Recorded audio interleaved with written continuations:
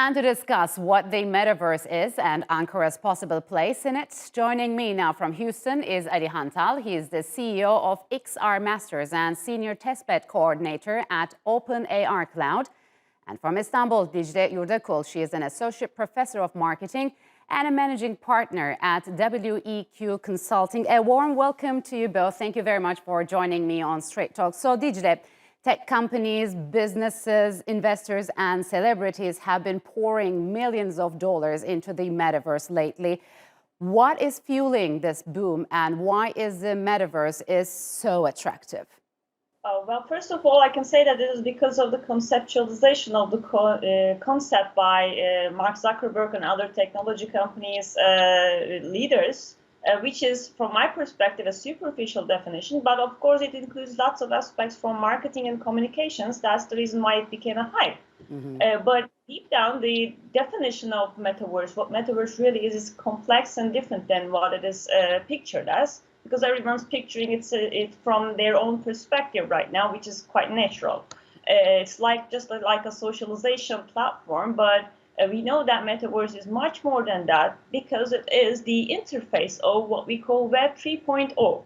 So different than the internet that we're using right now with Web 2.0, where we are using websites and applications as an interface to reach the internet, we will be using this immersive three-dimensional space as a door, as a platform to reach the internet in the future.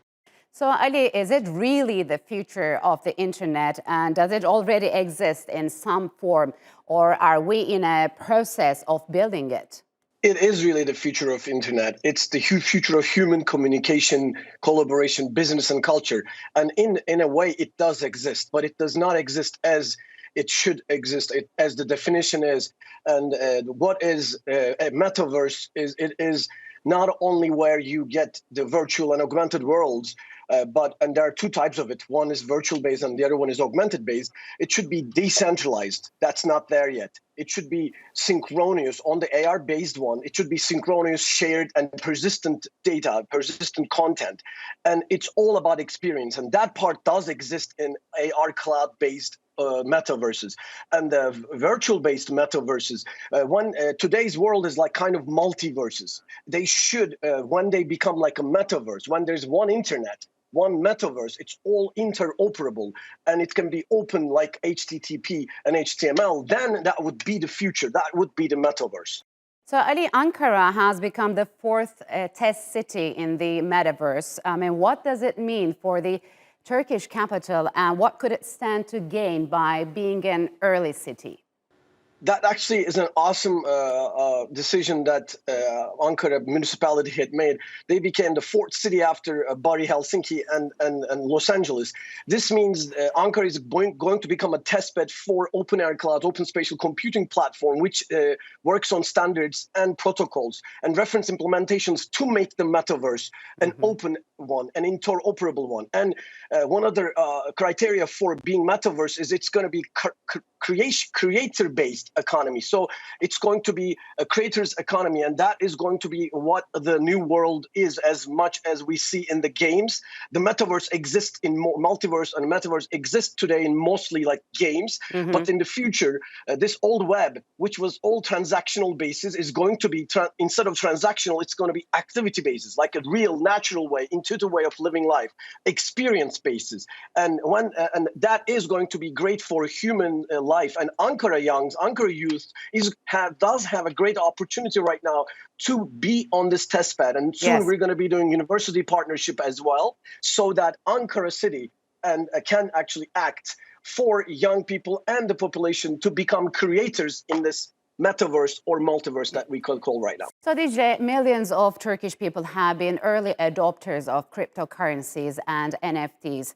Given how many young people there are in Turkey and how tech-oriented they are, what kind of opportunities could the metaverse offer to startups and everyday internet users?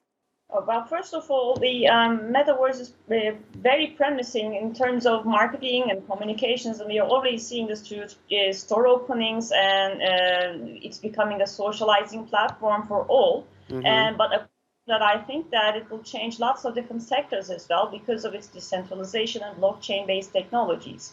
So we already seen that the financial sector is already there. The different metaverses, including Sandbox or including the Decentraland, are using cryptocurrencies in these metaverses. So the cryptocurrency world is already there, and it will be built upon these financial systems. Yes. And apart from that, I think that the education or health system or any kind of entrepreneurial attempt on the metaverse will be very promising, because this is quite different than what we are experiencing in the real world right now. Like, it's a decentralized and serverless mechanism, which people will be feeling themselves much more free from the current structures of the society, basically. Yes. And of course, there are issues of privacy, there are issues of freedom, and there are issues of decentralization, which are really new to our literature, basically.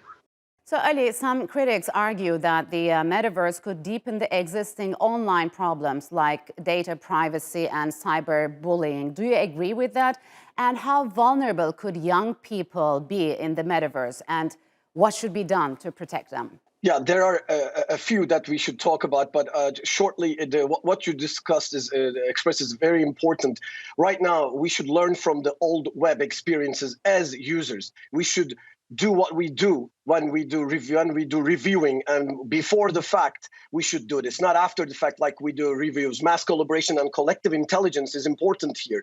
So the users should know that sharing data, now we will be putting headsets on our head and we're sharing data, biometric data, very private data, is going to be very crucial. I think users this time need to get collaborative, need to actually become nonprofit organizations members, learn about this. Like this one, the one that I've been working with is OpenAI Cloud, and that's is for all of our openness and educating users to understand that we do not want to have walled gardens like we did in app stores. So it should not be walled gardens. It should not be as problematic as developers and consumers.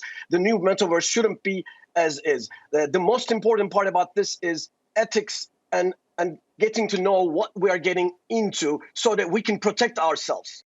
Dicle, you talked about how uncontrolled and decentralized this environment is. How would the real world look like if billions of people spend most of their times in the metaverse? What kind of implications it'll have on global politics, human growth, and climate change? Well, there are both positive and negative sides, like in any emerging technology. Starting from the positive ones, I think that it will be much more inclusive and accessible environment. Considering that you have an internet access and a VR headset, you will be able to do lots of things that you are not able to do right now because of certain disabilities or certain lack of access, like access to finance and so on and so forth. So there are lots of opportunities there. But on the other hand, I am doubtful about the mass adoption of this technology in the near future, because there are lots of question marks in the minds of the people, starting from the privacy issues and how this will affect people's psychology, physical well-being, and these social relationships of the people. So there are lots of question marks. And they also have question marks, people proven by research that it shows that there are concerns about how to mitigate the harmful effects of these environments as well. And we do not really know what to do right now about these, as there are no law system there, as there are no protection of human rights currently in its structure. So I think it will be taking a little bit of time to reach us to mass adoption of these technologies. So, Ali, do you believe that there is going to be a need for an international regulations for the metaverse? And could this technology blur the lines between the virtual world and the reality? Yeah, there should be international or governmental level of definitely authorities. There are so many other issues like rights for this is a huge issue, which is a big problem too. Buying land on metaverse, that's a big scam, and everybody should be very careful about that. But yeah, that has to be regulation, and yeah, there are existing problems that we always see. There existing like Black Mirror type of dystopic issues that virtual worlds can be one day very realistic, and that could be really creating a problem between people trying to be more on virtual life and not real life, that those things are psychological effects and cultural effects. Yes. However, I want to really mention one very important thing is buying land on Metaverse. This should be very important. What Metaverse? Where are you buying it? Why? A Metaverse could be anywhere. So I'm really urging everyone not to do anything without really reaching out to experts, reading through it. Don't buy anything. Don't buy land. That doesn't even exist. We don't even know which Metaverse they're buying land at. Yeah, so very important. Yeah, lots of unknowns, I guess. So Dicle, Ali, unfortunately, we'll have to leave it here. Thank you very much for joining me on Straight Talk.